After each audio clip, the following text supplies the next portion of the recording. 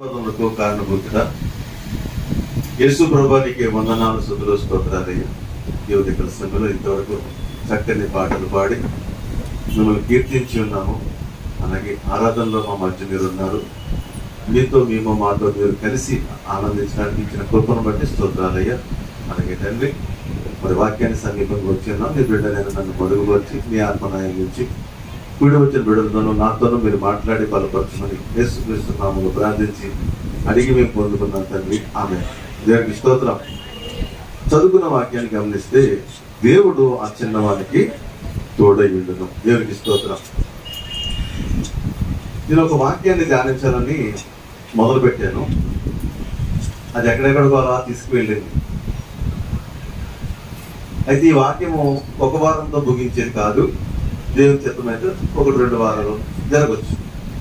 నాకు అలా సీరియల్ ప్రకారం చెప్పడం నాకు తెలియదు. ఎప్పుడు కూడా ఏ వారం ఆ వారమే కంటిన్యూటీ అనేది నాకు అంత అనుభవం లేదు.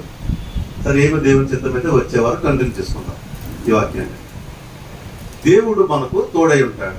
దేవుడు తోడై ఉండే దేవుడు. మరి దేవుని తోడు ఉంటే ఏమిటి? దేవుని తోడు మనకుంటే కలిగే మేలులు, ఆ ప్రత్యేకతలు ఏంటి అనేది మనం దేవుని వాక్యం నుంచి కొద్ది తెలుసుకుందాం. ఆ దేవుని తోడు సంపాదించుకోవాలంటే ఏంటి? ఎలా సంపాదించుకోవాలి? అలాగే దేవుని తోడు ఉన్న వాళ్ళు ఎలా పోగొట్టుకున్నారు? ఇలా కొన్ని విషయాలను నా హృదయంలోకి దేవుడు పెట్టినప్పుడు దాన్ని ధ్యానించే ప్రయత్నం చేసినప్పుడు అది చాలా ఎక్కువ సమయాన్ని తీసుకుంటుంది. కాబట్టి వాటిని ఏది విడిచిపెట్టడం లేదు. కాబట్టి దీన్నే మనం 2-3 వారాలు చెప్పుకుందామని ఆలోచన కలిగి నేను ఒక అంశం నుంచి ముందుకెళ్తున్నాను. దేవుడు తోడు ఏంటి? దేవుడు తోడు ఉంటాడా? రైట్. మనం ఈ లోకంలో మనం గమనిస్తే దేవుడు ఉన్నాడు అనే వారిని ఏమంటారు? ఆస్తికులను పిలుస్తారు. దేవుడు లేడు అనేవారు నాస్తికులు అంటారు. సరే, ఉన్నాడు అనే వారిలో అనేకమైన విశ్వాసాలు ఉన్నాయి. అయితే బైబిల్ మనకి ఏం నేర్పిస్తుందో తెలుసుకుందాం. అయితే నాకు కొన్ని ఆలోచనలు, కొన్ని సందేహాలు ఉంటూ ఉండేవి. ఆ సందేహాల మధ్యన అంటే అనుమానాలు కాదు, కానీ ఒక చిన్న పిల్లడు తెలియకపోతే ఎలా తల్లినట్టు అని అడుగుతాడు. అలాగే దేవుడు అడిగి తెలుసుకునేవాడిని. అలాగే దేవుడు నాకు నేర్పించాడు. ఎక్కడ బైబిల్ ట్రైనింగ్ తీసుకోలేదు. అయితే నాకు పరిశుద్ధాత్మ పాఠశాలే నాకు అనుభవం అంతే. దేవుని స్తోత్రం. అయితే ఇక్కడ ఒక ప్రాముఖ్యమైన విషయం ఏంటంటే దేవుడు మనకు తోడై ఉంటాడు.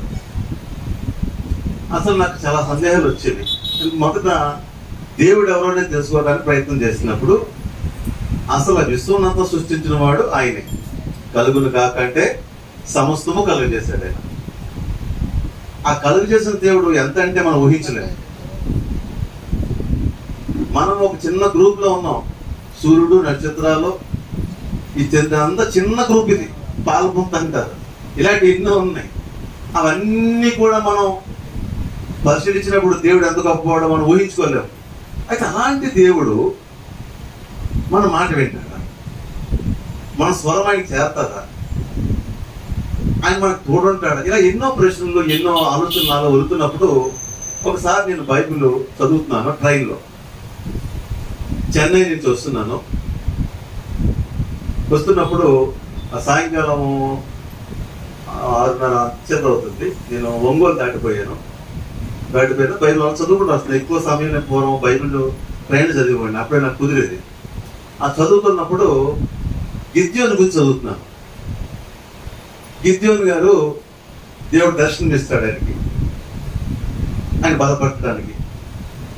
అప్పుడు గిద్యోనితో దేవుడు మాట్లాడుతున్నప్పుడు, నువ్వు నిజంగా నాతో మాట్లాడుతున్నావని, నువ్వు నాకు తోడుగా ఉంటావని, నాకు ఈ గొప్ప విజయం ఇస్తావని నమ్మకం ఏంటనేది నాకు ఒక రుజువు కావాలి. ఎందుకంటే నేను బలహీనుడును కదా. కాబట్టి రుజువు ఇస్తే నేను మరింత ధైర్యంగా ఉంటాననే ఉద్దేశంతో గిద్యోని గారు దేవుడిని అడుగుతారు. ఏమంటే, నువ్వు నాతో మాట్లాడింది నేను నిజమనుకుంటే నమ్మకం అయితే నాకు ఈ రాత్రి అది శీతాకాలం, మంచు కాలము, గొర్రెబొచ్చు మీద మంచు పడకూడదు. నేను కళ్ళంలో గొర్రెబొచ్చు పెడతాను. ఆ గొర్రెబొచ్చు మీద మంచు పడకూడదు, చుట్టూ పడాలి. అది ఆయన ఆలోచన. అలా పడితే కనుక, చుట్టూ పడి గొర్రెబొచ్చు మీద పడకపోతే కనుక నువ్వు నాతో మాట్లాడేవని రుజువు చేసుకుంటాను అని దేవుని అడిగాడు. అలాగే ఆయన ఆ రాత్రి ఆ గొర్రెబొచ్చును ఓపెన్ ప్లేస్ లో పెట్టాడు. గొర్రెబొచ్చు మీద మాత్రం మంచు పడలేదు, చుట్టూ పడింది. సో ఒక సూచన చాలు. ఆయన ఇంకా బలహీనుడు కాబట్టి మొరపెడు, ఒకవేళ ఎందుకో అలా జరిగిందో మళ్ళీ ఏంటో అని మళ్ళా అంటాడు. ఈ రాత్రి ఏంటంటే గొర్రెబొచ్చు మీద మాత్రమే పడాలి, చుట్టూ పడకూడదు అని ఒక చిన్న పిల్లడిలాగా గిద్యోను దేవుని అడుగుతాడు. అప్పుడు వెంటనే దేవుడు ఆ రాత్రి కూడా అలాగే ఓన్లీ గొర్రెబొచ్చు మీద మాత్రమే మంచు పడుతుంది, చుట్టూ మంచు పడలేదు. దాన్ని చూసిన తర్వాత గిద్యోను చాలా సంతోషిస్తాడు. అవును, దేవుడు మాట్లాడాడు, నన్ను బలపరిచి ఇది నిజమే అని రుజువు చేసుకున్నాడు. మంచిది. ఈ వాక్యం చదువుతున్నప్పుడు నాకు అనిపించింది, ప్రభువా మరి నాకు నీకేనా సంబంధం, ఒక లింక్ కనెక్షన్ ఉందా? నేను ఏది మాట్లాడినా నువ్వు చేస్తావా? అసలు నా స్వరం నీకు వినపడుతుందా? అసలు మన మధ్య రుజువు ఏంటి? గిజ్జోని ఎలా అడిగాడు, నేను నిన్ను అడుగుతున్నాను ప్రభా అని. నేను ఆ ట్రైన్లో వెళుతూ ఆ కిటికీలో చూసి జనరల్ కంపార్ట్మెంట్ అలా చూస్తూ ఉన్నాను. ఏం అడగాలి దేవుడిని? గిజ్జోనికేమో ఆ గొర్రెబొచ్చు మంచు అడిగాడు. ఇప్పుడు నేనేం అడగాలి? నాకు ఇంకా తోయట్లేదు. మనసు అనిపిస్తుంది ఆ ట్రైన్లో వెళ్తూ నేను చూస్తున్న చెట్టు కదలాలి అంటే ఆటోమేటిక్ కదలవచ్చు కదా. ఏమైనా గాలి వేస్తే ఆటోమేటిక్ మళ్ళీ సందేహం వస్తుంది, గాలి కదిలిందేమో అనుకోవచ్చు. ఆర్డినరీ థింగ్స్ వచ్చిన మొదట, ఆ తర్వాత అనుకున్నాను అలా కాదు ప్రభా, నువ్వు నాతో మాట్లాడుతున్నావు, నా స్వరం నీకు వినబడుతుంది, నేనేమనుకుంటే తెలుస్తుంది అని నాకు తెలియాలంటే నేను బైబిల్ పట్టుకుని చెప్తాను. అబద్ధం చెప్పిన అవసరం నాకు లేదు, చెప్తున్నాను వినండి. అయితే ఉన్న పాటున నిర్మలంగా ఉంది వాతావరణం, మంచి ఎండాకాలం అయితే నిర్మలంగా ఉంది వాతావరణం, అసలు ఏమీ అడవడం లేదు. అలాంటి టైంలో ఉన్న పాటున ఆకాశం నుంచి ఒక మెరుపు రావాలి, అది నేను చూడాలి. మెరుపు అంటే దేవుని ద్వారా వచ్చి తప్పితే మనుషులు కల్పించేది కాదు కదా, అవునండి. ఆ టైంలో నేను ఏదో మామూలుగా ఆలోచించి ఉన్న పళ్ళం కూడా టపాకే పెళ్ళాలనుకోండి, ఏమో ఎవడు పోయినా వేస్తా, పుట్టినా వేస్తారు అవును కదా, దానికి చేసిన ఏముంది. అలా కాకుండా ఉన్న పళ్ళాన్ని ఒక మెరుపు నాకు మెరవాలి ప్రభు అని నేను విశ్వసించాను. చూస్తున్నాను ఏకదీక్షనండి, ఆ కిటికీ వైపునే చూస్తున్నాను. దేవుడు నా కొరకు కార్యం చేస్తే నా స్వరం వెళ్తుందా లేదా, కనెక్షన్ అయ్యానా లేదా అని అలా చూసుకుంటూ ఉంటుందనే వితిన్ 5 నిమిషాలు అండి, 5 నిమిషాల గ్యాప్ లో ఉన్నప్పుడల్లా మీరు వచ్చిందండి. దేవుడికి స్తోత్రం, చెప్పలు దేవుడు మైపడతారు. నేను అనగనగా కాకమ్మ కదా చెప్పడానికి నిలబడలేదు, అలా చెప్పుకుంటే దేవుడు నాకు శిక్షిస్తాడు. అర్థమవుతుందా? ఎందుకు నేను చెప్తున్నానంటే ఇక్కడ చెప్పే మాట నా గొప్పతనం గురించి ఏమి కాదండి. దేవునికి మనకు ఒక సంబంధము ఉంది, మన మాట ఆయన వింటాడు, నీ స్వరం ఆయనకి వెళుతుంది అని ఎక్కడో లేడు, ఆయన నీ పక్కనే ఉన్నాడు. దేవుని స్తోత్రం. హల్లెలూయా. బైబిల్ మనకు నేర్పిస్తుంది దేవుడు మనకు తోడై ఉంటాడు. రైట్. పుట్టిన తర్వాత తల్లి పక్కనే తోడుగా ఉంటుంది బాబుకి. నిన్న మా మనవడిని ఆ ఉయ్యాల తోటలు వేసి నేను అలా ఊపుతున్నాను, అనుకోకుండా తుమ్ము వచ్చింది నాకు. తుమ్ము రాగానే వాడు ఊపిని కంగారు పడ్డాడు, తుడుక్కుబడి ఫస్ట్ టైం అండి చిన్నపిల్లడు అమ్మ అన్నాడు, ఫస్ట్ అమ్మ అన్నాడు. అసలు తాత అనుకున్నాను కానీ అమ్మ అన్నాడు. చాలా సంతోషించున్నాను, అమ్మ ఆనందించిపోయింది. అంటే ఆ బాబుకి అతనికంటే అమ్మ నాకు దగ్గరగా ఉంటాడు, అంటే అమ్మ తోడు. పుట్టిన తర్వాత మనకి ఎన్నో తోడులు ఉంటాయి, అమ్మ తోడు, నాన్న తోడు, బంధువుల తోడు, ఎదిగిన తర్వాత స్నేహితుల తోడు, ఇలా ఎన్నో తోడులు ఉంటాయి. పెళ్ళైన తర్వాత భర్త తోడు, భర్తకు భార్య తోడు, భార్యకు భర్త తోడు, బిడ్డల తోడు, ఎన్ని తోడులు ఉంటాయి. కానీ ఒక రోజున ఒంటరైపోతాం. ఎన్ని తోళ్ళు ఉన్నా, ఎన్ని తోడుతో మనం పుట్టినా, ఎంతమంది తోడుగా ఉన్నా కూడా, బట్ ఒక రోజు వస్తుంది మనం ఒంటరైపోతాం. ఎవరు నీకు దగ్గరంటే నువ్వు పుట్టిన తర్వాత నీ పక్కన తల్లి ఉంది కదా, అంతకంటే ముందు ఒక ఆయన ఉన్నాడు. ఎవరు? గర్భంలో ఉండగానే, గర్భంలో ఉండగా నీకు తోడు ఉన్న దేవుడే నీకు తోడుకుంటాడు. దేవుని స్తోత్రం. ఇది మనం మర్చిపోకూడదు. ఇది తెలియక మనం ఏవేవో ఊహించుకుని ఏవేవో ఆనందిస్తూ ఉంటాం. కానీ మనం సత్యం తెలుసుకోగలిగితే అసలు తోడు ఎవరంటే దేవుడే. ఎందుకంటే ఈ లోకంలో ఏదో ఒక సమయాన్న తల్లి విడిచిపెడుతుంది, తల్లి విడిచిపెడతాడు, భర్త విడిచిపెడతాడు, భార్య విడిచిపెడుతుంది, స్నేహితులు అందరూ విడిచిపెడతారు. తప్పదు, ఏదో ఒక సమయం ఎవరికో తిరుగుతూ ఉంటాయి. కానీ బట్ విడివనే దేవుడు, తోడైన దేవుడు మన దేవుడు. దేవుని స్తోత్రం. బైబిల్ చెప్తుంది ఆయన తోడు ఉంటాడు, ఆయన తోడై ఉండే దేవుడు. అసలు ఆయన తోడు ఉంటే జరిగే మేలు ఏంటనేది బైబిల్లో నేను గమనిస్తూ ఉంటే చాలా ఉన్నాయి. కానీ ఎక్కువ చెప్పాలని ఆశపడి నేను చాలా తీశాను. దాదాపుగా నేను లెక్క పెడితే కొన్ని లెక్క పెడితే 14 అంశాలు వచ్చినాయి. కాబట్టి ఈ 14 అంశాలు చెప్పడమే మన పెద్ద పని. దేవుని చిత్తం ఎంత అయితే అంత వెళదాం. దేవుని స్తోత్రము. మొట్టమొదటిగా మనం గమనిస్తే తీసుకున్నాం కదా, ఆది కాండము 21 అధ్యాయము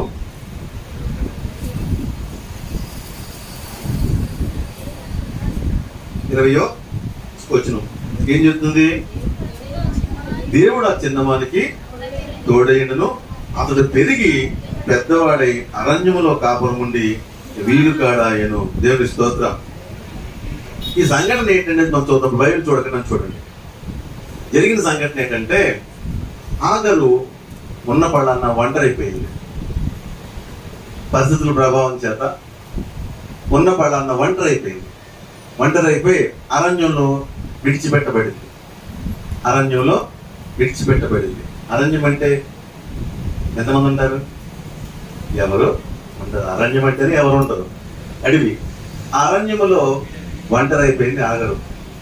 అక్కడ ఉన్నటువంటి పాలస్తీనా ఆ ప్రాంతాలు కాబట్టి అక్కడ ఎడారులు ఎక్కువ ఉంటాయి. కాబట్టి ఆ వారు ఉన్న చోట నీళ్లు లేవు.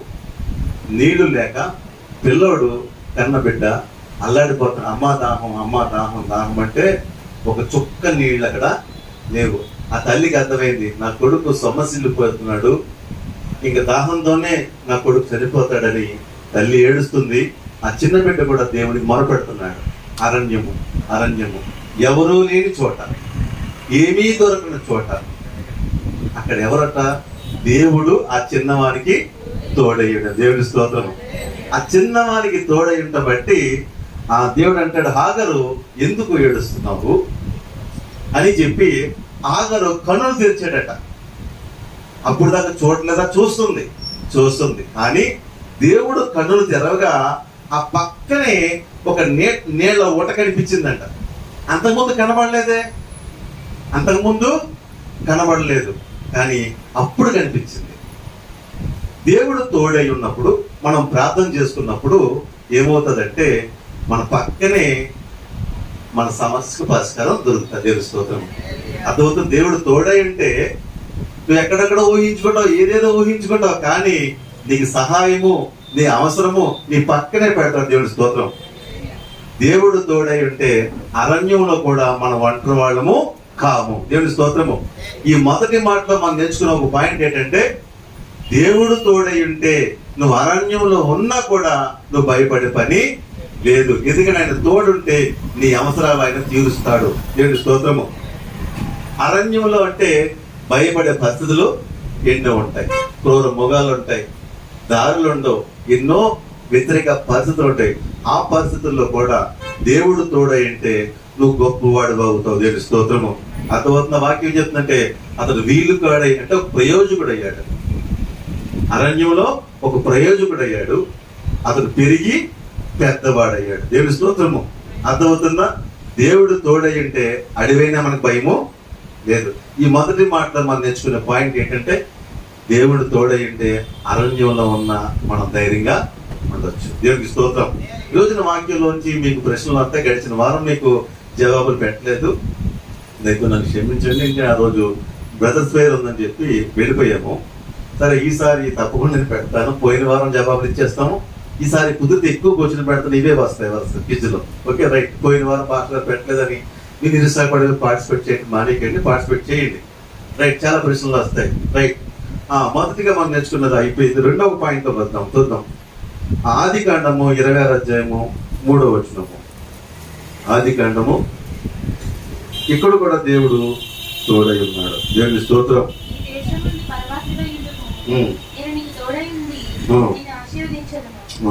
ఒకసారి మనం పై పరిస్థితి చూసుకున్నట్లయితే అది కరువు కలిగే ప్రాంతం అట. అది అనుకోకుండా కరువు వచ్చింది. ఆ దినముల్లో కరువు విపరీతంగా వచ్చింది. ఆ కరువు కాలంలో ఇస్సాకుకి దేవుడు ధైర్యపరుస్తున్నాడు. ఇస్సాకు, నువ్వు భయపడకు, నేను నీకు తోడైన. ఏ టైంలోని? కరువు సమయంలో ఏమీ దొరకట్లేదు. అర్థమవుతుందా? మనకు కూడా ఎదురవుతుంటాయి. మనం కొన్నిసార్లు చూసాం కదా, కరోనా కాలంలో పనులు లేక, ఆదాయం లేక చాలా ఇబ్బంది పడ్డాము. ఆ టైంలో దేవుడే మనకి తోడేయండి, మన సమృద్ధి పరిచాడు. దేవుడి స్తోత్రం. హల్లెలూయా. కాబట్టి ఎందుకంటే భయంకర కరువు వచ్చింది. ఆ కాలంలో ఇస్సాకు దేవుడు ధైర్యపరుస్తున్నాడు. ఇస్సాకు, నువ్వు భయపడకు, నేను నీకు తోడుగా ఉంటాను. ఈ కరువు కాలంలో అందరి వల్ల నువ్వు ఆందోళన చెందొద్దు, నువ్వు నా బిడ్డవు కాబట్టి ఈ కరువు కాలంలో నేను పోషిస్తాను, నువ్వు ధైర్యంగా ఉండని చెప్తున్నాడు దేవుడు. దేవుడి స్తోత్రం. దేవుడు తోడంటే కరువులో కూడా మనకు సమృద్ధిని తీసుకొస్తాడు. దేవుడి స్తోత్రము. ఆ రోజున వర్షాలు లేవు, చాలా ఇబ్బంది పడుతున్నారు, అందరూ పంటలు వేస్తున్నారు, అందరు పంటలు కూడా ఎండిపోతున్నాయి. అలాంటి సమయంలో దేవుడు అన్నాడు, నేను నీకు తోడున్నాను, నిన్ను ఆస్వాదిస్తున్నాను, నువ్వు లేచి వెళ్ళి విత్తనం వేయి, పంట పండించు అన్నాడు. దేవుని మాట పట్టిన చొప్పున ఆయన తోడుండటం బట్టి ఇస్సాకు వెళ్ళి విత్తనం వేస్తే 100 పంట కోసాడట. దేవుని స్తోత్రం. చెప్పలు కూడా మైపడుతు. అందరికీనేమో పండట్లేదు, ఎదురు లేక, వర్షాధారము లేక, నీరు వసతి లేక. కానీ ఇస్సాకు పంట ఎత్తుంటే ఏమవుతుంది? 100 సమృద్ధి. కారణం ఏంటి? దేవుడు తోడు, దేవుని ఆశీర్వాదము. అర్థమవుతుందా? ఈరోజున చాలా మందికి పనులు లేకపోవచ్చు, కానీ నీకు దేవుడు తోడై ఉంటే నీకు 365 రోజులు కూడా సమృద్ధిగా పనుంటుంది. తెలుస్తుందా? అర్థమవుతుందా? మీ పరిస్థితి బట్టి ఆలోచించట్లేదు. దేవుడు తోడుగా ఉంటే ఆ కరువు కాలంలో, ఆ కష్టకాలంలో దేవుడు ఇస్సాకుని సమృద్ధిగా నడిపించాడు. దేవుని స్తోత్రం. మనం ఈ వాక్యంలో దేవుడు తోడు దేనికి నేర్చుకున్నాం? అప్పుడు దాకా మనం అడుగుతాను వరుసగా పాయింట్. ఫస్ట్ ఒకటి అయిపోయింది. ఆ తోడేంటది? అరణ్యములో తోడైనాడు. రెండో తోడేంటి? కరువు కాలంలో దేవుడు తోడై అంటే సమృద్ధిని ఇస్తాడు. దేవుడి స్తోత్రము. ఇదే వచనం నుంచి ఇంకో మాట చెప్తున్నాను నేను. 28వ వచనం మనం చూసుకుంటే కనుక అక్కడ కూడా మనకు కనబడుతుంది.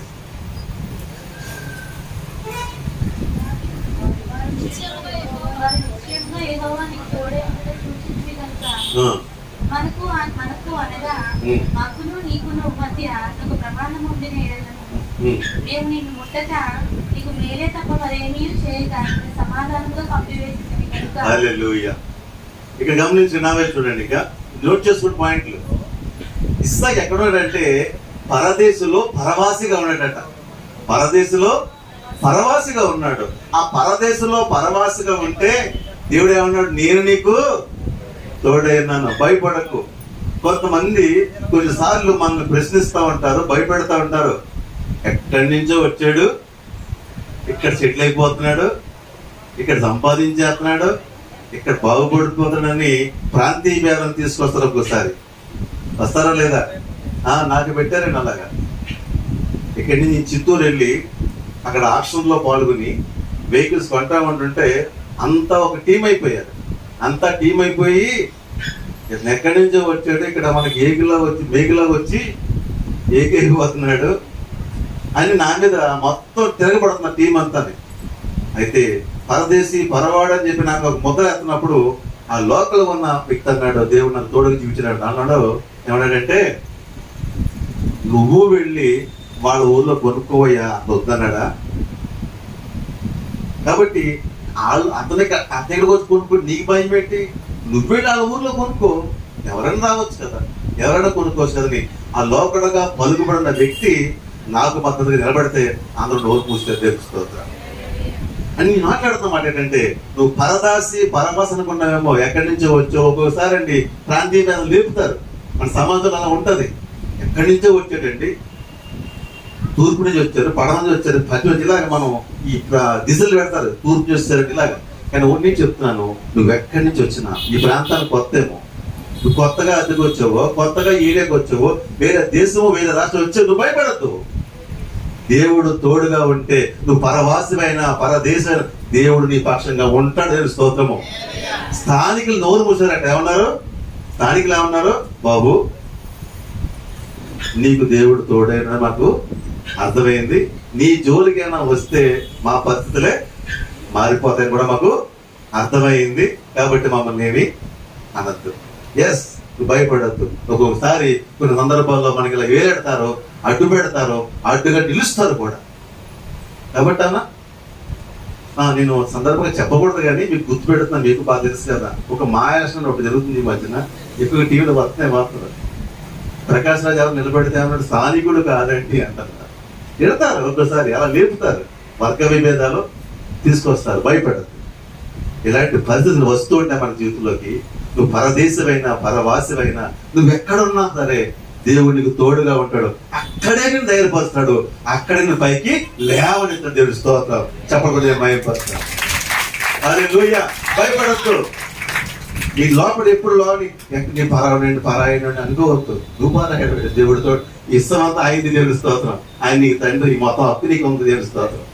హల్లెలూయా. సరే, 3వ పాయింట్ ఏంటి? 4వ పాయింట్ 3వ పాయింట్ రైట్. నువ్వు పరదేశంగా ఉన్నా పరవాసంగా నీ భయము వద్దు, దేవుడు నీకు. హల్లెలూయా. సరే, 4వ పాయింట్కి వెళ్దాము. ఇక మనం అందాము ఆదికాండము 28వ అధ్యాయము 20వ వచనము.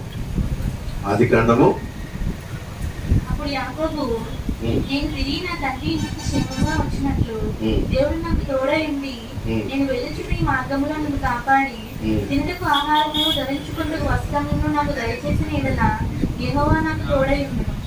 దేవునికి స్తోత్రం. ఇక్కడ అవసరం ఏంటంటే దేవుడికి తోడైండి అని చెప్తున్నాడు యాకోబుతో. ఎవరితోటి? యాకోబుతో. ఏ పద్ధతి చెప్తున్నాడు? ఒక పక్క అన్న కనబడితే చంపేస్తాను తిరుగుతున్నాడు, కత్తెట్టి తిరుగుతున్నాడు, కోపంతో మండిపోతున్నాడు. నా తమ్ముడు కనబడితే చాలు వాడు మొక్కలో చేస్తానని పగతో తిరుగుతున్నాడు అన్నయ్య. అలాంటి టైంలో అమ్మ నాన్న ఆపలేక పెద్ద కొడుకుని, ఒరే బాబు అర్జెంటుగా ఇక్కడి నుంచి పారిపో, మీ మేనమామ ఇంటికి జాగ్రత్తగా వెళ్ళిపోయావంటే వాళ్ళనే చూసుకుంటారు అని పంపించారు. పంపించి ఒక రోజు అయిందంతే. పగలంతా నడిచాడు. రాత్రి చీకటైపోయింది. ఏమో తనే వస్తాడో, ఏమో దాక్కుంటాడో, ఏమవుతుందో, కడకి గమ్యం చేరతానా, మా మేనమామ ఇంటికి వెళ్తానా, నేను బ్రతుకుతానా, నాకు భవిష్యత్తు ఉందా, అసలు ఏంటి అనే భయపడే సమయం అది. అదొక ప్రయాణము. ఆ ప్రయాణంలో యాకోబుతో దేవుడు అంటాడు, నేను నీకు తోడై ఉన్నాను అన్నాడు. నేను స్తోత్రము. అప్పుడు యాకోబు అంటాడు, నువ్వు నాకు తోడై ఉంటే నాకు ఎన్ని నువ్వు వసతులు ఏర్పాటు చేయి. ఏమంటాడు? 15వ వచనం చెప్తాడు, నేను నీకు తోడై ఉండి నువ్వు వెళ్ళి ప్రతి స్థలమును నేను కాపాడచ్చు, ఈ దేశంలోకి మరలా రప్పించదును. ఇక్కడ మనం నేర్చుకున్న ఒక పాయింట్ ఏంటంటే, నువ్వు ఏ ప్రయాణం వెళ్తున్నావు, వ్యాపార నిమిత్తం కావచ్చు, ఉద్యోగం నిమిత్తం కావచ్చు, ఏదైనా ఒక ప్రయాణం వెళ్తున్నావు అనుకో, ఈ ప్రయాణంలో నీకు ఎవరు తోడుండాలి? దేవుడు తోడుండాలి. ఆ ప్రయాణంలో ఎన్ని వ్యతిరేక పరిస్థితులు ఉన్నా, ఎన్ని ఆటంకాలున్నా ఆయన తోడుగా ఉంటే ఆ ప్రయాణం క్షేమంగా వెళ్తావు, క్షేమంగా వస్తావు. దేవుని స్తోత్రం. అర్థమవుతుందా? యాకోబు భయంతో నిలబడ్డాడు. ఆ భయంతో ఉన్న వ్యక్తిని దేవుడు ధైర్యపరిచాడు. ఆ ప్రయాణం క్షేమంగా తీసుకెళ్ళాడు కదా. మన చరిత్ర గమనిస్తే ఒంటరిగా వెళ్ళాడు. అసలు నాకు రేపటి రోజు ఉంటుందని భయపడుతున్నాడు. రేపటి రోజు అంటావేటయ్యా, నువ్వు భార్యలు వస్తారు, పిల్లలు వస్తారు, పిల్లలు నువ్వు కంటావని దేవుడు చెప్పాడు. అలాగే వచ్చాడు. దేవుడి స్తోత్రం. కాబట్టి ఆ ప్రయాణం అంతా క్షేమంగా జరిగిందా లేదా? ఇక్కడ మనం నేర్చుకునే ఒక పాయింట్ ఏంటంటే, యాకోబు ప్రయాణం ముందు ఏమైనా క్షేమంగా ఉందండి? ముందు క్షేమము లేదు. అయితే దేవుడు ఏమన్నా, నేను నీకు తోడుగా ఉంటాను, నీ ప్రయాణం క్షేమంగా ఉంటుంది, నువ్వు వెళ్తావు, క్షేమంగా వస్తావు. దేవుడికి స్తోత్రము. ఇక్కడ దేవుడు తోడు ఏంటి? ఇక్కడ అన్నా నీ ప్రయాణం ఎవరికి చెప్పాలి? ఆయన ఏమనాలి? ఈ ప్రయాణం నువ్వు తోడై నడిపించిన ఆయన, ఈ ప్రయాణం నీ చేతికి అప్పగిస్తున్నాను, నన్ను తీసుకెళ్ళు, నన్ను తీసుకుంటా. ఆ ప్రయాణంలో నాకు ఏం సదుపాయం చేయాలి? అడగని తప్పేమి కాదు. యాకోబు ధైర్యంగా అడిగాడు. ఏమడిగాడు?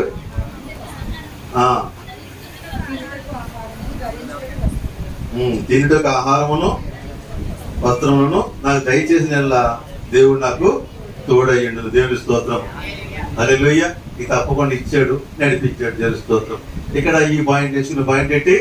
మన ప్రయాణాన్ని దేవునికి అప్పగించు, ఆయన తోడై ఉంటాడు. దేవుడి స్తోత్రము. ఇంకా మనం ముందుకు వెళ్దాము. ఇప్పటికి ఎన్ని అయినాయి చెప్పండి ఫస్ట్.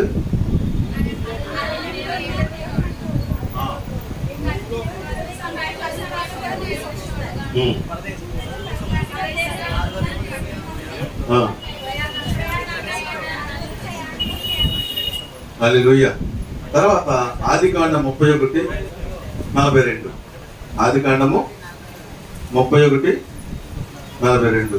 నా తండ్రి దేవుడు, అబ్రహాము దేవుడు, ఇస్సాకు భయపడిన దేవుడు నాకు తోడై ఉందని ఎడలా నిశ్చయంగా నీవు నన్ను వట్టి చేతులతోనే పంపివేసిండు.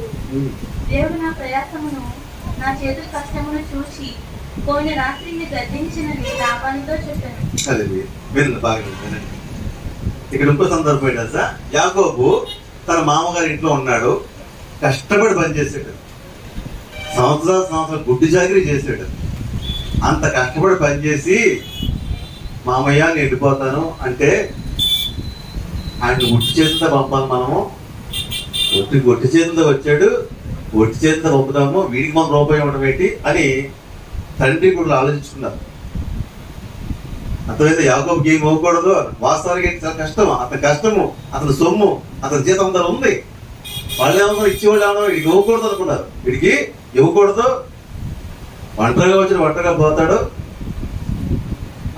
లేదా ఇక్కడ ఉంటాడు మన పిల్లలతో పాటు అని అనుకున్నారు. వాళ్ళు అనుకుంటే ఆ రాత్రి అట లాభానికి దేవుడు ఏం చేశాడ, దర్శనంలో వార్నింగ్ ఇచ్చాడంట, జాగ్రత్త.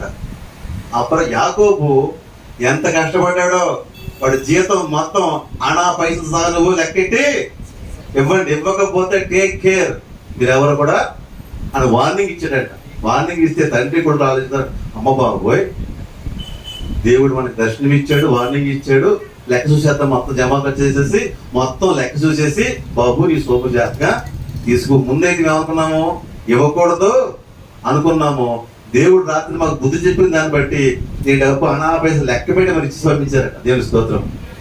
ఇక్కడ అర్థమైంది ఏంటంటే, దేవుడు నీకు తోడుగా ఉంటే నీకు రావాల్సిన ఒక్క రూపాయి ఆగదు. దేవుని స్తోత్రం. అది చీటిపాట అయినా జీతమైనా ఎప్పైనా బాగి దిగిన ప్రతిది వచ్చి తీరవలసిందే.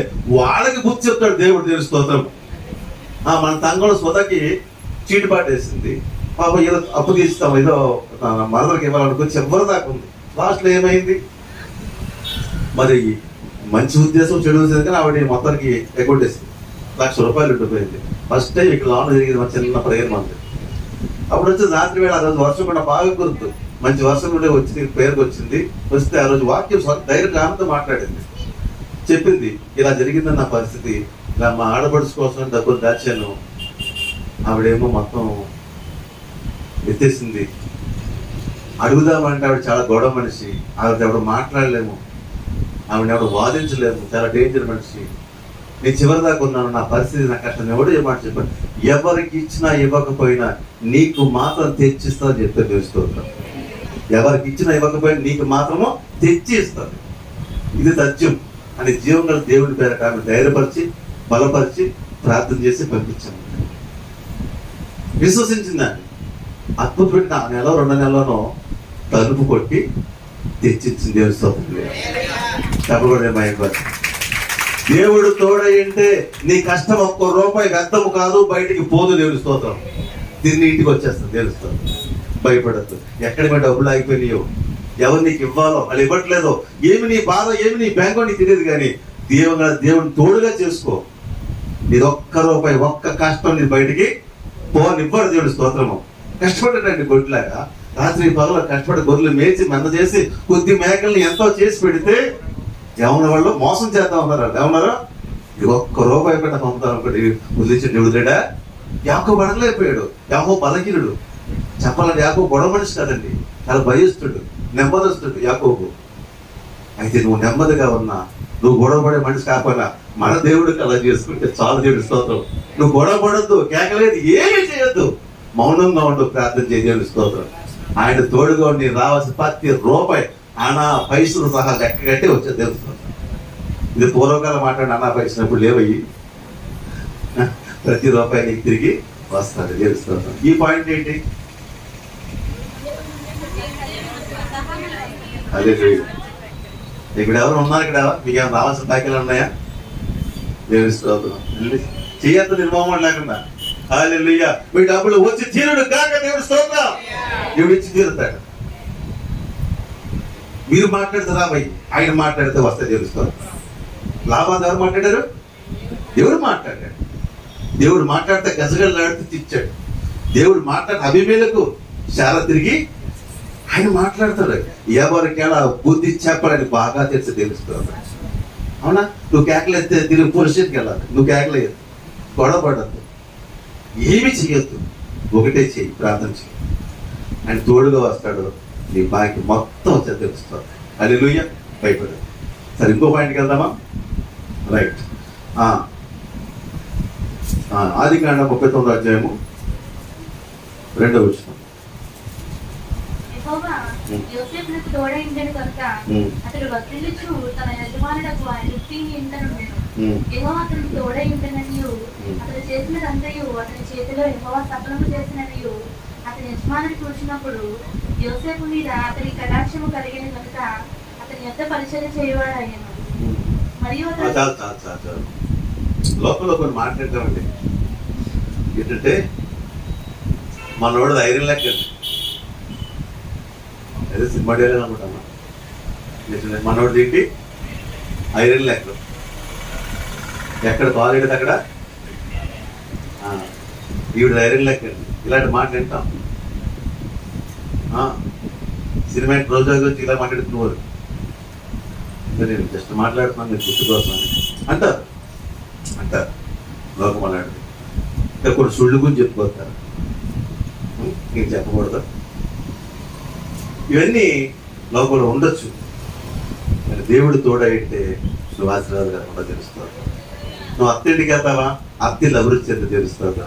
అమ్మ నా కోళ్ళు వచ్చిందమ్మా చాలు, అన్నీ కలిసి వస్తాయి తెలుస్తావు. నువ్వు రావడం వల్ల ఏం లేదు, నీతో దేవుడు రావడం వల్ల తెలుస్తుంది. యోసేపు గురించి చెప్పుకుంటే అప్పుడు యోసేపుకి లోకస్తుల మాట చెప్పుకుంటే యోసేపు ధైర్యం లెక్క అనుకోవాలి అప్పుడు, అంతే కదా. అన్ని కష్టాలే కదండి, అన్ని కష్టాలే కదా. పుట్టిన తర్వాత ఏంటి, తల్లి పోగొట్టున్నాడు కదా. ఇప్పుడు బెన్యామిన్ తమ్ముడు పుట్టాడు, చిన్నప్పటి నుంచి తల్లి లేకుండా పెరిగాడు, అన్నదమ్ములు తిట్టి పంపించేవారు, తండ్రి ప్రేమించినా కూడా ఆ ప్రేమ ఎంతో కాలం నిలబడలేదు. ఎంత కష్టాలు వచ్చినాయి, నేను అలా మాట్లాడలేదు. కానీ చూసాను ఏమంటారంటే అతను అంత ఏం కాదని అన్నట్టు అనొచ్చు. కానీ దేవుడు ఎవరికి తోడైనాడు, యోసేపుకి తోడైండగా అతని యజమానుడు ఇల్లంతా అభివృద్ధి పొందిందంట. అతను వ్యాపారం చేసేవాడు, మళ్ళీ ఏం చేసేవాడు కానీ అతనికి అప్పుడు యోసేపు వచ్చిన కాడి నుంచి కూడా ఒక మార్పు వచ్చింది ఆ ఇంట్లో. అది ఎవరు గుర్తించారు? పోతీఫరు గుర్తించాడు. ఈ అబ్బాయి మన ఇంట్లో పండుగ వచ్చిన కాడి నుంచి కూడా మన కుటుంబంలో చాలా సంతోషంగా ఉంది, అభివృద్ధి అలా ఉందని తెలుసుకోవచ్చు. నువ్వు తోడై ఉంటే నువ్వు వెళ్ళిన కంపెనీ ఇంకా ఓనర్ ఇంకా డెవలప్ అయిపోవాలి. అది నువ్వు అడిగట్టగానే కంపెనీ మూసేసారనుకోండి, అది ఆలోచించాలి. అర్థమైందా? నువ్వు అడిగట్టగానే కంపెనీ మూసేసి ఓనర్ అయిపెట్టేస్తే ఇంకా అర్థం ఏంటి? అలా ఉండకూడదు. నువ్వు అడిగెట్టిన చోట ఆ యజమానుడు అభివృద్ధి పొందాలి. నేను స్తోత్రము. అది ఉద్యోగం అయితే, వ్యాపారం అయితే, వ్యాపారంలో ఒక మంచి మాట చెప్పిన, వ్యాపారాలు చాలా రకాలుగా ఉంటాయి. ఎలా ఉంటాయంటే కొందరు ఉంటాయి, కొన్ని ప్రొడక్ట్స్ ఉంటాయి. ఆ ప్రొడక్ట్స్ అమ్మారనుకోండి, కొన్నవాడు నష్టపోతాడు. అంటే మాయ మాట చెప్తారు, మాయ మాట చెప్పి 10 రూపాయలు 100 అమ్ముతారు. ఈ పేస్ట్ అంటే మామూలు పేస్ట్ కాదండి, స్పెషల్ పేస్ట్ అండి. మన 20 రూపాయలు కొన్న పేస్ట్ 100-200 అవుతాడు. ఈ మామూలు సరుకు కాదండి ఇది, ఈ పసుపు ఎత్తే అలాగని చెప్పి మన 50 రూపాయలు 500 అమ్ముతారు. అలా ప్రోడక్ట్ తీసుకొని పేరు చెప్పట్లేదు. అంటే కొన్నవాడు ఎదురు నచ్చిపోవడమే. కొన్ని వ్యాపారాలు అలా ఉంటాయి. కొన్నిసార్లు అమ్మినోడు నష్టపోతూ ఉంటారు. వ్యాపారం అనేది ఏంటంటే అమ్మినోడు బాగుండాలి, కొన్నోడు బాగుండాలి. అది వ్యాపారం అంటే. వ్యాపారం అంటే ఎప్పుడు కూడా అమ్మినోడు బాగుండాలి, కొన్నవాడు బాగుండాలి. అది వ్యాపారం అంటే. కాబట్టి మన జీవితంలో ఇక్కడ నేర్చుకోవస్తే నువ్వు వ్యాపారం చేసావంటే నువ్వు బాగుంటావు, నీకు కొన్నవాడు బాగుంటాడు. నా దగ్గర ఎంతో మంది వెహికల్స్ కొంటారు. నేను మనస్ఫూర్తిగా ఆశ్రదిస్తాను, ప్రార్థన చేసి. నా గొప్పతనం కోసం చెప్పలేదు. 195 మంది వారు చెప్పారు, మీద బళ్ళు కొనుక్కున్నామండి, ఇంకా 4 బళ్ళు కొన్నామన్నాం స్తోత్రం. ఆ రోజుల్లో అయితే ఎకరాల భూములు కొన్నామని చెప్పారు, దేవుని స్తోత్రం. ఎప్పుడు మేము ఇంకో రానుకోదు, దేవుడు సూచించే దేవుని స్తోత్రము. వాస్తవం అండి. నేను ఈ బండి ఇస్తే ఆ బండి అది సక్సెస్ఫుల్ తిరిగిందని చెప్పిన ఎంతో మంది చూసి నా గొప్పతనం లేదు, దేవుడు తోడై ఉండడం బట్టి తెలుసుకోవాలి. అది వ్యాపారం. ఉద్యోగం అయితే నీ కంపెనీ యజమాని అభివృద్ధి పొందాలి. ఒక కోడలుగా వెళ్తే ఆయన దీవించబడాలి, ఒక అల్లుడిగా వెళ్తే ఆయన దీవించబడాలి. కాబట్టి అలా దీవించబడాలంటే నీ రేఖ బాగుండాలా,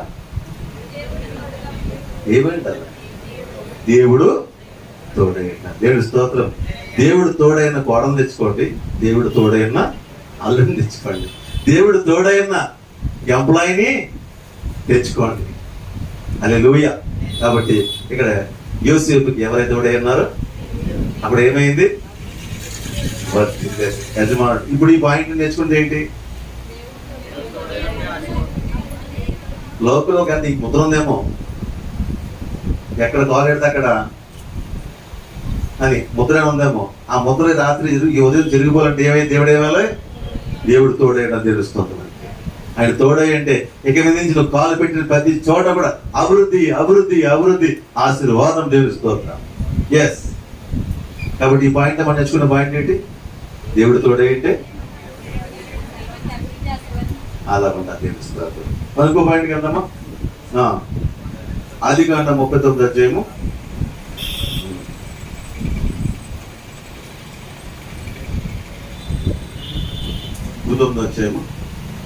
20వ వచనం.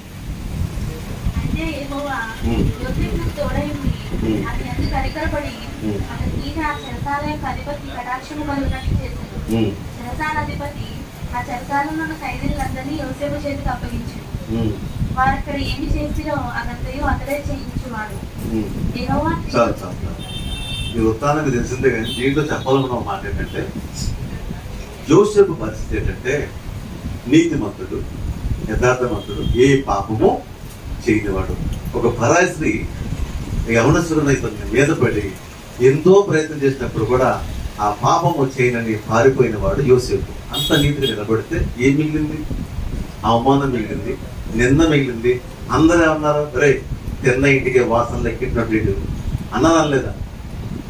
ఎవరు తెలిసిన సాక్ష్యము అందరికీ ఓపెన్ చెప్పేసి, ఇదిగో సాక్ష్యం వస్త్రం.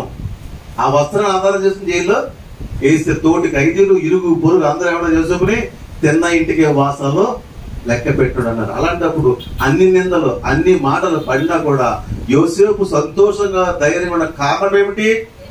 దేవుడు అతనికి తోడై ఉన్నాడు. అర్థమైందా? దేవుడికి తోడైంటే ఎవరు ఎన్ని ఏమన్నా సరే నువ్వు కురింగిపోవు. తెలుసుకోవద్దా? ఈ పాయింట్ నాకు అర్థమవుతుంది. ఏంటంటే చెప్పాలన్న మాట ఏంటంటే, దేవుడు మనకు తోడు అంటే మనం చెయ్యని నింద మనం బోడమేత మన మంది వస్తాయండి. మన జీవితం చాలా ఎదురవుతుంటాయి. చాలా చెయ్యని తప్పుడు మనం అంటగడతారు, ఎన్నో అవమానపరుస్తారు, ఎన్నో నిందిస్తారు, ఎన్నో వేధిస్తారు. కానీ దేవుడు తోడుకుంటే నువ్వు దేనికి కురింగిపోవు. దేవుడి స్తోత్రము. యోసేపులో అదే మనం చూడొచ్చు. ఆ జైల్లో కూడా అది ఇల్లుగా భావించాడంట యోసేపు. జైల్ని ఒక ఇల్లుగా భావించాడు. ఆ చెరసాల అధిపతికి నమ్మకం వచ్చింది, ఈ అబ్బాయి మంచోడు, చాలా మంచోడు. రిపోర్ట్ ఏంటి?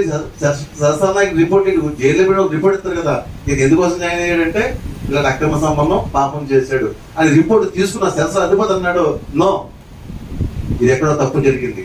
ఈ అబ్బాయి అంటాడు కాదని రుజువు చేసినట్టు అధిపతి చాలా గుర్తించాడు. ఇక ఇదిగోనైనా అందరికైతే లెక్క పెట్టుకో, అందరు లైన్ లోన్ పెట్టు, బయటెట్టు, నేను బయట వస్తాను చెప్పి ఆ సెరసాల అధిపతి ఈ జైలు ఉన్న ఖైదీగా ఉన్నటువంటి యోసేపుకి చాలా గుర్తించాడు. స్తోత్రం. ఎస్, అలాంటి తోడుగా ఉన్న దేవుడు మనకి ఉంటే వ్యతిరేక పరిస్థితుల్లో కూడా మానసికంగా కుంగిపోయే పరిస్థితి లేదు. సరే, ఈ పాయింట్లో మీరు పేరెట్టాలి. దేవుడు తోడుగా ఉంటే, దేవుడు తోడుగా ఉంటే ఎటువంటి నిందలకని నీవు కృంగిపోవు. దేవుడి స్తోత్రం. చక్కని మాట చెప్పింది. ఇంకా ఏమైనా చెప్తారా పురుషుల్లోంచి? ఈ మాట కరెక్ట్ కదా నా ఉద్దేశం కాదు, ఇంకా కొంచెం ఇంకా వస్తాయేమో నా ఉద్దేశం. హల్లెలూయా. దేవుడికి దేవుడు తోడుంటే ఎవరి మనసునా మార్చగలరు. ఇద్దరు ఓడేనండి, భార్య భర్తలే. హల్లెలూయా. దేవుడికి స్తోత్రం. ఇది నేను చెప్తారా? ఎంత చెప్తారా కట్ట గారు? హల్లెలూయా. దేవుడికి స్తోత్రం. విజయపడ ఆలోచిస్తున్నారు. దేవుడికి స్తోత్రం. మరికో పాయింట్కి వెళ్ళిపోదామా? ఆదికాండము 48వ అధ్యాయము 20వ వచనము. ఆదికాండము 48వ అధ్యాయము. మరియు ఇశ్రాయేలు, ఇదిగో నేను చనిపోతున్నాను, అయినను దేవుడు నీకు తోడైంది, నీ పితరుల దేశమునకు మిమ్మల్ని మరలా తీసుకొని పోవును. నేను నీ సహోదరి కంటే నీకు ఒక భాగం ఎక్కువగా ఇచ్చింది. అది నా కంటితోనూ నా వెండితోనూ అమోనీయుల చేతులను తీసుకుంటామని యోసేపుతో చూడాలి. హల్లెలూయా. ఇక్కడ వాక్యం ఏంటంటే, మరి ఇశ్రాయేలు అంటే యాకోబు, ఇదిగో నేను చనిపోతున్నాను, అయినను దేవుడు మీకు తోడైంది, మీ పితరుల దేశంలోకి మిమ్మల్ని మరలా తీసుకుని పోవడం. దేవుని స్తోత్రం. ఇది యాకోబు గారికి మరణ సమయం ఆసన్నమైంది. జబ్బుతో కాదు, వృద్ధాప్యం అయిపోయింది. ఇలా ముసలాడు అయిపోయాడు ఆయన. పిల్లలు కన్నసారు, వృద్ధుడైపోయాడు. తెలిసింది ఆయనకి సమయం అయిపోతుందని. అయితే ఇక్కడ మాట్లాడుతున్న మాట మనం గమనించుకుందాం. ఈ లోకంలో ఎవరైనా సరే ఒక తల్లిగా ఒక తండ్రిగా చనిపోయే పరిస్థితి నీకున్న బాధ ఏంటి చెప్పండి?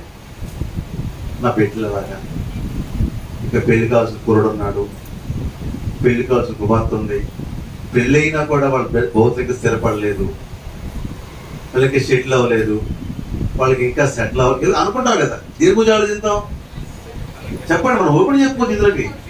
ఈ బాధ మనకు ఉంటుంది కదా, ఎందుకంటే మనం తల్లిదండ్రులుగా కన్నాము, ఆ బాధ్యత మన మీద ఉన్నాయి. మనం వాళ్ళకి విడిచిపెట్టేస్తున్నాం. వాళ్ళకి తోడెవరు? నీ లేకపోతే ఎలా చక్కబెట్టుకుంటుంది అమ్మాయి, నీ లేకపోతే ఎలా చక్కబెట్టే అబ్బాయి? వాడు సలహా ఎవరు ఇస్తున్నారు? వాడు ఎవరు నడిపిస్తాడు? వాడు గైడెన్స్ ఎవరు ఇస్తారు? ఇంకా పూర్తి జ్ఞానం రాలేదే, ఎదిగేడు కానీ పైకి ఎదిగేసాడు, పెద్దోడు అయిపోయాడు, కానీ వాడికి జ్ఞానము రాలేదు. ఎదిగింది కానీ ఇంకా కుటుంబం కూడా జ్ఞానము నా కుమార్తెకు రాలేదు. నేను పోతే నా పరిస్థితి ఏంటి అనే భయము ప్రతి ఒక్క తల్లికి ప్రతి ఒక్క తండ్రికి బాధ్యత కలిగి ఉంటారు. దేవుని స్తోత్రం.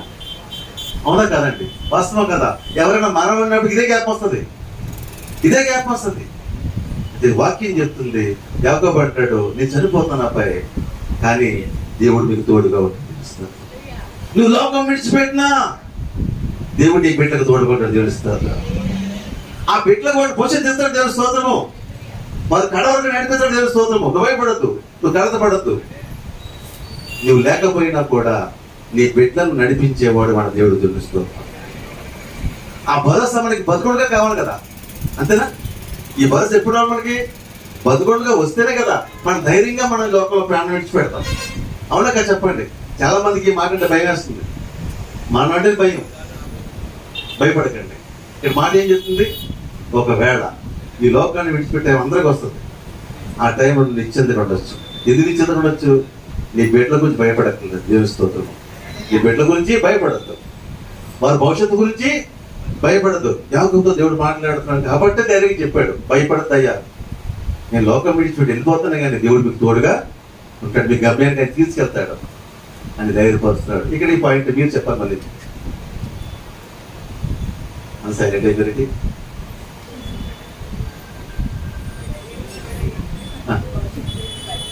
దేవుడు తోడైతే భవిష్యత్తు గురించి భయపడక్కర్లేదు. ఇటు మన చెప్పారు చెప్పమ్మా.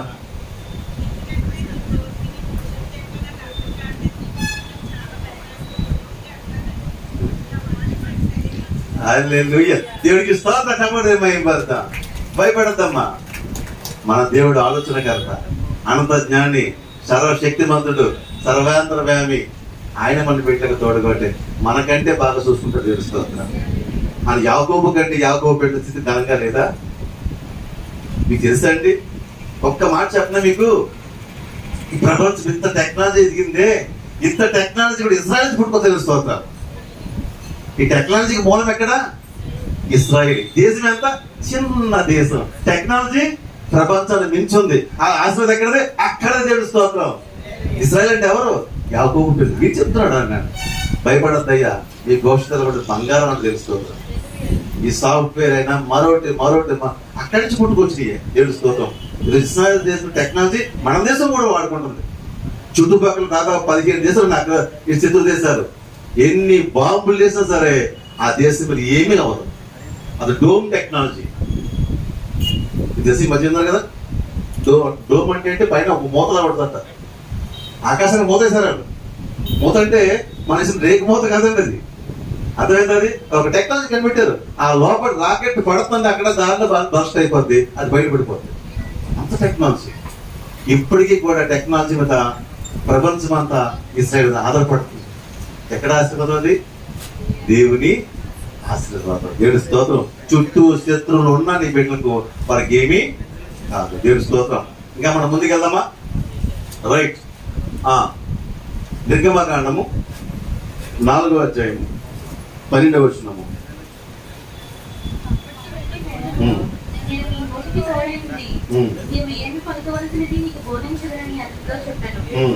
అందుకతడు, అయ్యో ప్రభువా, నువ్వు పంపదలిస్తే వానికే పంపమనగా ఆయన మోష మీద కోపపడి లేవీయుడకు నీ అన్నయ్య అతడు లేడా అతడు బాగా మాట్లాడాలని నేను ఎదుగుతున్నాను. ఇక్కడ ఒక మాట ఏంటంటే నోటికి తోడైంది దేవుడు. మోషే గారి భయం ఏంటంటే మోషే అంటాడు, నీకు నాయకత్వం ఇస్తున్నానయ్యా, ఇశ్రాయేల్ ప్రజలందరినీ కూడా నువ్వు ఇటు తిప్పాలంటే దేవుని వైపు తిప్పు, శ్రమంలో విడిపించు, నువ్వు లీడర్ అవుతావు, లక్షల మందిని బయటికి తీసుకొస్తావు అని ఇశ్రాయేల్ని ప్రజల్ని తీసుకురమ్మని మోషేకి దేవుడు మాట్లాడుతున్నాడు. మోషే అంటాడు, నేను అత్తివాడిని, నాకు మాటలే రావు, నీ ప్రసంగం ఏం చేస్తాను, నేను లీడర్షిప్ ఏం చేస్తాను, నాకు మాటలు సరిగ్గా రావు, నత్తి మాటలు, నాకు అంత రీడింగ్ కెపాసిటీ లేదు అని తన బలహీనత తనకు చెప్పుకున్నాడు దేవుడికి. అప్పుడు దేవుడు అన్నాడు, నీ నోటికి నేను తోడై ఉంటా, దేవుడి స్తోత్రం. అర్థమవుతుందా? ఒకవేళ నేను ఒక భయం ఉందేమో, నేను వచ్చే ఏంటది పిల్లలకు ఉంటుంది వైవైనా అంతే. కాలేజీలో వైవ అంటే టెస్టులు వేస్తారు, అక్కడ ఏం చెప్పాలి భయపడిపోతుంది, భయపడద్దు. వైవాలో కూడా ఎక్కువ దేవుడి స్తోత్రం అంటే అక్కడ నీ నోటికి ఎవరు ఉంటారు, దేవుడి తోడే ఉంటాడు, దేవుడి స్తోత్రం. ఇంటర్వ్యూలో ఎవరితో ఉంటాడు, మా అబ్బాయికి నోటి మాట రాదండి, నాకు తెలుసండి, మా ఇంటికి వచ్చారు, మన చర్చకొచ్చి ప్రసాద్ చదువులు బాగా వీక్, ఎవరిని మాట్లాడితే ఇలా కాల్ ఇలా పెట్టేసేసి ఇలాంటి వాడు మాట్లాడరాదు. ఇలాంటి ఇంటర్వ్యూకి వెళ్తే ఎక్కడ వస్తుంది ఉద్యోగం? క్యాంపస్ ఇంటర్వ్యూకి వెళ్ళి సాఫ్ట్వేర్ కంపెనీకి వెళ్ళి ఇలా ఉప్పు తిరిగాడు అనుకోండి, నువ్వు బయటికి వెళ్ళిన ఆయన అంట. అక్కడ యాక్టివ్గా మాట్లాడాలి. అన్నింటిలో పోయి డేరా పడిపోయాడు. ఇంకా ఆ ఇంట్లో రాకపోతే అయిపోయింది మాస్టర్, అయిపోయింది మాస్టర్, ఏమీ లేబట్టి. అలా ఆ నాన్నగారికి ఒకటే బాధ, నా కొడుకు నాకు దగ్గర కూలి పనులు చేసుకోవాలా. ఆ చదువుకు అంత వాల్యూ లేదు, ఇంకా డిగ్రీ చదివాడు. చెప్పాము భయపడద్దు, లాస్ట్లో ఒక కంపెనీకి వస్తుంది, నువ్వు దాంట్లో సెలెక్ట్ అవుతావు, ఇది సత్యం అని దేవుని పేరు దయవిచ్చాము. అది కనుక్కోండి ఇస్తాను మీరు చెప్తాను మనం చేస్తాం. దీన్ని అయిపోయినాయి ఆదిత్య కాలేజ్ ఇంటర్వ్యూ క్లోజ్ అయితే అన్ని క్లోజ్ అయిపోయి లాస్ట్ ఒకే ఒక కంపెనీ వచ్చింది, cap జిమ్ని, top and top company వచ్చేసింది. దాంట్లో సెలెక్ట్ అవ్వాలి. ఎలాగా ఈ మెడికల్ తిరిగిపోయి కుర్రాడు నోట్లో మాట్లాడినది ఒకటి కుర్రాడిని అనకంటే ఇప్పుడు సాఫ్ట్వేర్ ఇంజనీర్ అయిపోయాడు. అలాంటి వాడు ఆ క్యాంపస్ ఇంట్లో టక్క టక్క టక్క టక్క మాట్లాడే టక్క టక్క సెలెక్ట్ అయ్యాడు. ఇప్పుడు లక్షలు దగ్గర జీతం వస్తే తెలుస్తూ ఉంటాడు. నువ్వు సాఫ్ట్వేర్ ఎంప్లాయ్, ఆ నోటికి ఎవరు తోడైనాడు, దేవుడి తోడు. నిన్ను బట్టి అంచనా వేసుకోవద్దు, నాకు చేత కదండి, మాట్లాడటం చేత కదండి, నువ్వు మాట్లాడక్క, నువ్వు మాట్లాడి చెల్లి, ఈ మాటలు మాని నువ్వు నీ బలహీన దేవుడి ముందు పెట్టు, నువ్వే మాట్లాడతావు, దేవుడిస్తూ ఉంటావు, నువ్వే చేసుకుంటావు, నువ్వే చేస్తావు. ఇదో చేయిస్తాడు దేవుడు. దేవుడు నువ్వు కావాలి, నేర్పిస్తాడు, నడిపిస్తాడు. నీ బలహీన ఆయన ముందు పెట్టు, ఆయన చూసుకుంటాడు. ముందే భయం ఎందుకు? చాలా మందికి భయం ఉంటుంది, ఆదిలోనే భయం. వాళ్ళకి ఏది చెప్తుందో వివరించారు కదండి, నేను పాడలేనండి, నేను ప్రార్థన చేయలేనండి, నేను ఆడలేనండి, నేను ఆడలేనండి. కట్టిపెట్టే మాటలు నీ బలహీనత దేవుడి మీద పెట్టు, నడిపిస్తాడు, మాట్లాడేది చేయిస్తాడు, చేయించగలడు దేవుడి స్తోత్రం. మోటే నాయకుడిగా చేయలేదా, లక్షల మంది నడిపించాడు దేవుడి స్తోత్రం. ఒక లీడర్ ఉంది, లీడర్ గేట్ లీడర్ అంటే మోషే. హల్లెలూయా. ఇక్కడ వాక్యం ఏం చెప్తుంది, నీ నోటికి నేను తోడై ఉంటాను. అయ్యి బాబు నేను మాట్లాడితే గొడవలు అయిపోతాయండి బాబు, నోరు ఇప్పానంటే గొడవలు అయిపోతాయి అంటున్నా, భయపడదు. ఆ నోటి కూడా కాపురం ఉంటాడు ఆయన, మంచి మాట పలికిస్తాడు, తెలుస్తుంది. రైట్, ఈ పాయింట్ మనం తెచ్చుకున్న పాయింట్ ఏంటి? మళ్ళీ చెప్పాలి అమ్మా. మనం మాట్లాడడం రాకపోయినా దేవుడు మనతో ఉండి మాట్లాడేస్తాడు, దేవుడి స్తోత్రం. మంచి మాట. ఇంకెవరు చెప్తారా? రైట్, నెక్స్ట్ ఇంకో పాయింట్కి వెళ్ళిపోదాం. యెహోషువ గ్రంథం 1వ అధ్యాయము 1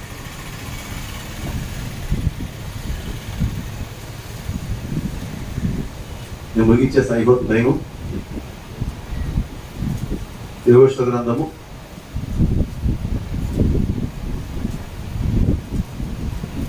1వ అధ్యాయము 5వ వచనము.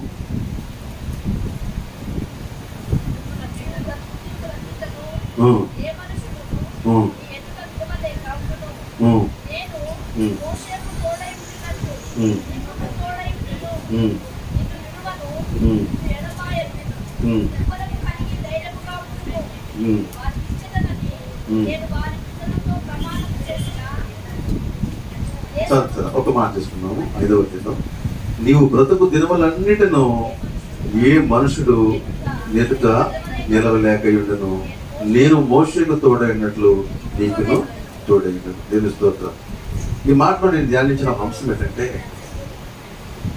దేవుడు ఒక వ్యక్తిని ఆస్వాదిస్తే చెప్పగలడు ఆయన, నీ బ్రతుకు దినములన్నీ కూడా నువ్వు క్షేమంగా ఉంటావు. దేవుని స్తోత్రం. నీకే లోటు రాదు, ఏ కష్టం నేను రానివ్వను, బ్రతుకు చివరి దాకా నేను తోడుకుంటాను. ఎవరైనా చెప్పండి, ఒక భార్య భర్తకి చెప్పగలుగుతుందా నీకు చివరి దాకా తోడుంటానని? అనలేదు. ఒక భర్త చెప్పగలదా నేను నీకు చివరి దాకా తోడుంటానని? చెప్పలేడు. ఒక కొడుకు చెప్పగలదా, ఒక కూతురు చెప్పగలదా? ఎవరు చెప్పగలుగుతారు? ఎవరు ఈ భూమి చెప్పలేము, చెప్పబోము కూడా. ఒకే ఒకటి చెప్పగలడు, ఆయన దేవుడు. తెలుస్తోత్రం. ఆయన ఏమంటాడు? నీ బ్రతుకు దినములంతా చివరికి తోడుగా ఉంటుంది. తెలుస్తోత్రం. భయపడకే యెహోషువ, మోషేగా చనిపోయారని, ఈ ప్రయాణం ఆగిపోతుందని, ఈ పరుగు ఆగిపోతుందని అనుకోవద్దు. నేను నీకు తోడుగా ఉంటాను. నీ కుటుంబం ఆగదు, నీ ప్రయాణం ఆగదు, నీ పరుగు ఆగదు, నీ చివరి దినం వరకు కూడా నీకు తోడుగా ఉంటా చెప్పేవాడు జీవం గల దేవుడు, మన దేవుడు. తెలుస్తుంది. చెప్పలు కూడా భయపడద్దు. కూతురి మీద, కొడుకు మీద, భర్త మీద అనుకోవద్దు. వాళ్ళు ప్రేమించండి, గౌరవించండి, వాళ్ళు లోపడండి, మంచిదే. కానీ అనుకోవచ్చు వస్తే చివరి దాకా నీకు తోడై ఉన్న వ్యక్తి వరకే. దేవుడి స్తోత్రం. హల్లెలూయా. మరి ఈ పాయింట్కి ఏ మాట చెప్తారు?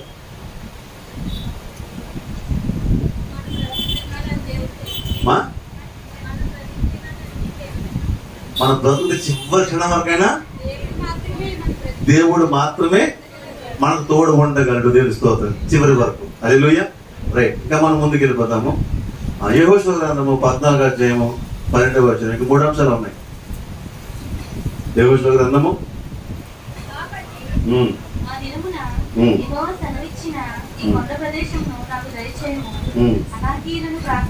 గొప్ప పట్టణములను అక్కడ ఉన్న సంగతి ఆ జనులకు నీకు వినబడెను. యెహోవా నీకు తోడై ఉండిన యెడల యెహోవా సెలవిచ్చినట్లు వారి దేశాన్ని స్వాధీనపరచుకుంటారు. కుమారుడైన మోషే నన్ను పంపినాడు, నాకెంత బలమో నేటి వరకు నాకంత బలము. యుద్ధము చేయుటకు గాని వచ్చుతూ పోవచ్చు నుండటకు గాని నాకెప్పటి ఎంతో బలమున్నది. కాబట్టి ఆ దినము యెహోవా సెలవిచ్చిన ఈ కొండ ప్రదేశము నాకు దయచేయము. అలాగే ప్రాంతాల గొప్ప పట్టణములను అక్కడ సంగతి ఆ దినమును నీకు కనబడినబడేది. ఇక్కడ ఒక పాయింట్ నేర్చుకోవాలి, అందరూ నేర్చుకోవాలండి. విషయం ఏంటంటే, యెహోషువ కాలేబు బాగా తెలుసు మీకు. వీళ్ళిద్దరూ కూడా మరి దేవుడికి నమ్మకస్తులుగా ఉన్నారు. దేవుడి హృదయాన్ని సంతోషపరిచారు. వారి చేతుల్లోకి వెళ్ళట్లేదు. కానీ ఇక్కడ జరిగిన విషయం ఏంటంటే, ఈయన పేరు కాలేబు. ఈ కాలేబు గారు యెహోషువతో కలిసి ప్రయాణం చేశారు. యెహోషువకి దేవుడు నాయకత్వం ఇచ్చాడు. యెహోషువ నాయకత్వంలో గొప్ప విజయాలు సాధించి సంపూర్ణం చేయగలిగిన కానీ ఇంకా చాలా ఉండిపోయినాయి. కొండ ప్రదేశాలు ఆక్రమించుకోవాల్సినవి, ఇంకా పోరాటాలు చాలా ఉన్నాయి. అలాంటి టైంలో మాట్లాడుతున్న మాట ఇక్కడ ఏమంటాడంటే, దేవుడు నాకు తోడై ఉన్నాడు, దేవుడు నాకు తోడై ఉన్నాడు. నేను మోషే గారు పిలిచినప్పుడు 40 ఏళ్ళ వయసులో ఎలా ఉన్నానంటే ఫుల్ స్ట్రాంగ్గా ఉన్నాను. 40 ఏళ్ళ వయసులో నా కాళ్ళు బలంగా ఉండేవి. కొండలు ఎక్కాను, కొండలు దిగాను, ఏ పనైనా చేయగలిగాను, ఏమైనా చేయగలిగాను. ఇప్పుడు నా వయసు 80. 40లో ఎలా ఉన్నానో 80లో అలాగే ఉన్నాను. 40లో ఎలా ఉన్నానో 80లో అలా ఉన్నాను. ఇంకా చేస్తాను. దేవుడి స్తోత్రం. నాకే బలమేమి తగ్గిపోలేదు, నా సత్తువేమి తగ్గిపోలేదు. నేను పోరాడతాను, పోరాడి చూపిస్తాను అంటున్నాడు. ఎవరు? కాలేబు. అర్థమైందా? ఆయన 40లో ఎలా బలం ఉందో ఇప్పుడు మీరు ఏం చెప్పాలి? ఏం బలమండి బాబు, అప్పుడు ఏమవుతానో, నాకు ముద్దేస్తుందో లేదో. మన డ్రీమ్స్ అని అలా ఉంటాయి.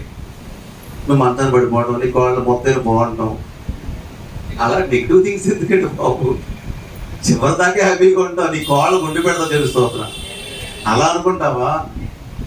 లేదా నీ కాళ్ళు నాకు మొత్తం అయిపోతే నాకు బతుకాడు అనుకుంటావా? ఎలా ఊహించుకుంటాను భవిష్యత్తుని? కాలేబు ఏమంటున్నాడు?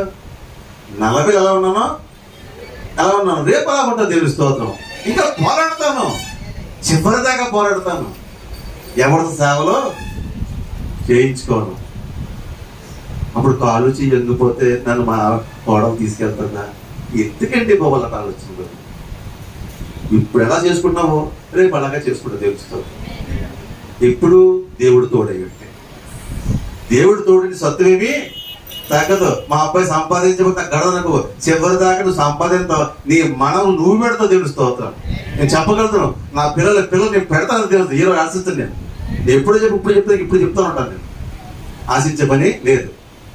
ఇది నా దేవుడు గొప్పవాడు, ఆయనకు తోడుగా ఉన్నాడు. కానీ బాబు నాకు 10 రూపాయలు ఇరా అంట, అదే బతుకు ఊహించుకుంటున్నావు నువ్వు. నా ఇంటికి వస్తే నా మనవలకి మనవరాలకి నేను ఇస్తాను దేవుడి స్తోత్రం.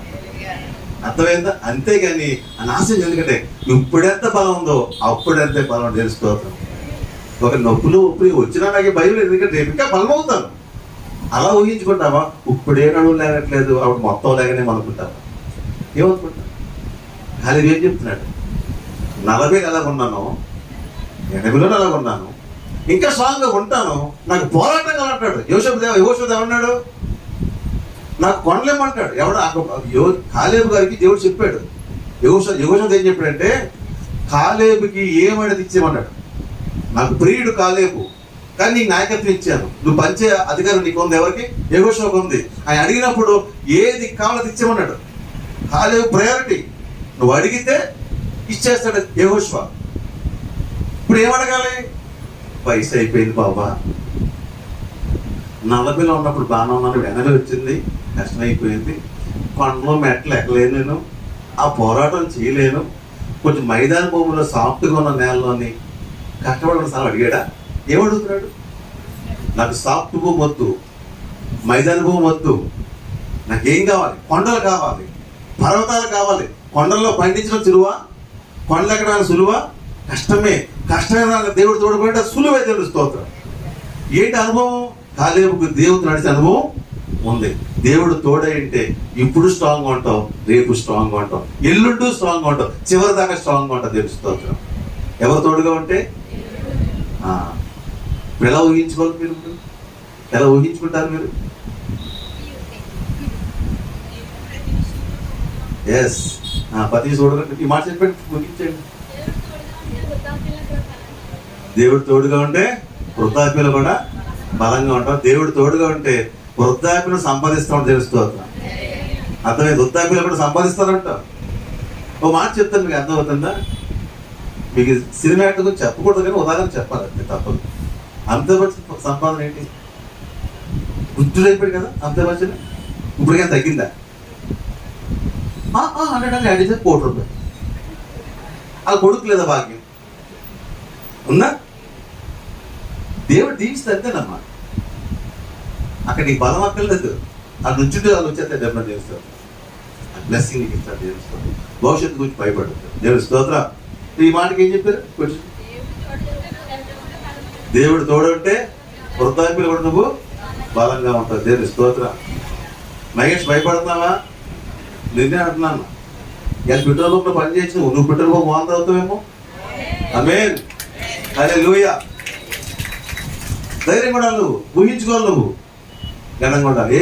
ఈ ముఖేష్ అమ్మ అవ్వలేదా? అనిల్ అంబానీ ఫాదర్ ఎవరు?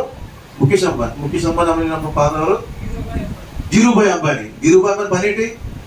పెట్రోల్ బంక్లో పెట్రోల్ కొట్టాడు, అంతే. బంక్లో పనిచేసాడు ఆయన. ఆయన కొన్ని కోట్లకు అధిపతి అవ్వలేదా? దేవుడు ఏమైనా చేయగలడు. అంజలి చేసినప్పుడు మనుషులు మనం చేయడా? ఎందుకు నువ్వు ఊహించుకుని నెగిటివ్గా? ధైర్యంగా వాడు తెలుస్తుంది. దాని ముందుకు వెళ్దాం. ఇంకా 3 ఉన్నాయి వస్తున్నారు. న్యాయాధిపతుల గ్రంథము 6వ అధ్యాయము 12వ వచనము. యెహోవా దూత అతనికి కనబడి, పరాక్రమం గల బలాఢ్యుడా, యెహోవానికి తోడై ఉన్నాడని అతనితో అనగా, గిద్యోను చిత్తమున ఏలిన వాడా, యెహోవా మాకు తోడై ఉండిన యెడల ఇదంతయు మాకెందుకు సంభవించింది? యెహోవా ఐగుప్తుల నుండి మమ్మల్ని రప్పించినని చెప్పుచు మా పితరులు. ఇక్కడ ఒక మంచి మాట ఏంటంటే, దేవుడు ఎప్పుడులాగా పొందుతుంటాడు. చదువు ఏదో 16.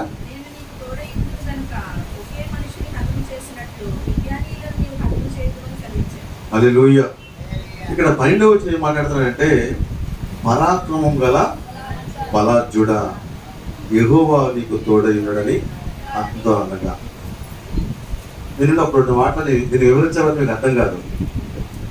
ఆ కాలంలో ఇశ్రాయేల్ ప్రజలు బలహీనలు అయిపోయారు, ఫిలిస్తీన్లకు దాసులు అయిపోయారు. ఫిలిస్తీన్లు బతకనోట్లేదు, బతికే అవకాశం కూడా తీసేస్తున్నారు వీళ్ళు. ఫిలిస్తీన్లు వీళ్ళు ఏదో పంట పండించుకుని ఇంక కాస్త దాన్ని అంటించేయటం, దాన్ని కోసుకుపోవటం, అలా పట్టుకుపోయేవారు. అక్కడికి వెళ్ళి అక్కడక్కడ ఆ కొండ, ఆ కొండ మూల, ఈ కొండ మూల వీళ్ళు పంట పండించుకుని కొద్ది గింజలు తెచ్చుకునేవారు. అది గోధుమలో ఎవలో ఏవో తెచ్చుకుని ఎక్కడ పీడిస్తూ వస్తారా, ఎక్కడ పట్టుకుపోతారో భయపడి ఆ చాటుకెళ్ళి ఆ మూల దంచుకుని తిందాం అనుకున్న టైంలో దేవుడు అంటున్నాడు, పరాక్రమం గల బలాఢ్యుడా. దాక్కుని పనిచేస్తున్నాడు. పరాక్రమం వల్ల బలహీనుడా. ఎక్కడ పిలిచుడు వస్తాడా, ఎక్కడ మనం చంపేస్తాడా, ఎక్కడ ఉన్న ఆహారం పట్టుకుపోతాడు భయపడిపోతున్న వ్యక్తిని దేవుడు ఏమన్నాడు, పరాక్రమం గల బలాఢ్యుడా.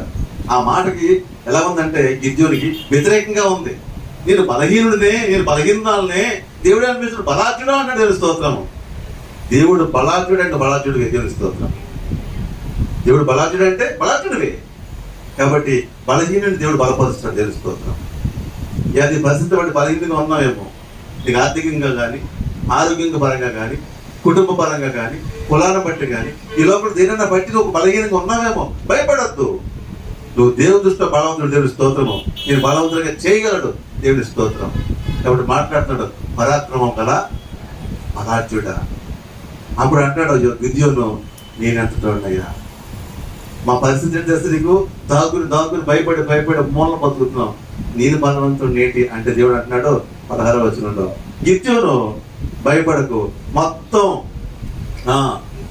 ఈ మిజ్జలందరూ కూడా ఒక ఎత్తు, 1,00,000 మంది కావచ్చు, 10,00,000 మంది కావచ్చు, నువ్వు ఒక్క దెబ్బ కొడితే ఎలా పోతాడో ఒక్క దెబ్బకి అందరూ పోతారు. 1:2 టోటల్ మిద్యానీయులు. అర్థమవుతుందా? అంటే ఒక్క దెబ్బకి అందరూ అర్థమైపోతారు. అంత బలాఢ్యుడు నువ్వు. నీ సామర్థ్యం నీకు తెలియట్లేదు. నిన్ను నువ్వు ఊహించుకున్నావు అంతే. నేను బలహీన అనుకుంటూ బలహీనుడు కాదు. నువ్వు బలహీనరాలు, నువ్వు బలవంతుడు ఎవరు బట్టి దేవుడిని బట్టి తెలుసుకోవడం. ఎందుకు నీకు తోడైంది అంటాడు. నీకు తోడైంటే చాలు, నువ్వు బలవంతుడివే, నువ్వు బలవంతురాలువే. తెలుసుకోతున్నావు. కాబట్టి దేవుడు ఇక్కడ బలహీనని బలపరుస్తున్నాడు. ఈ మాట ఏం చెప్పుకున్నాం? దేవుడు తోడైంటే చెప్పు వెళ్ళా చూద్దాం. రైట్?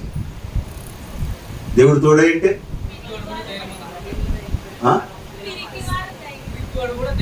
పిరిగివాడు కూడా, దేవుడు తోడైంటే పెళ్లి పులంతో దేవుని స్తోత్రం. అంతేనా? ఈ మాట తీసుకున్నామా? దేవుడు తోడైంటే పిల్లి కూడా పుల్ల మారిపోతే దేవుని స్తోత్రం. హల్లెలూయా. చివరి మాట ఇరిమియా గ్రంథము 17వ అధ్యాయము 20వ వచనం, ఆఖరి మాట.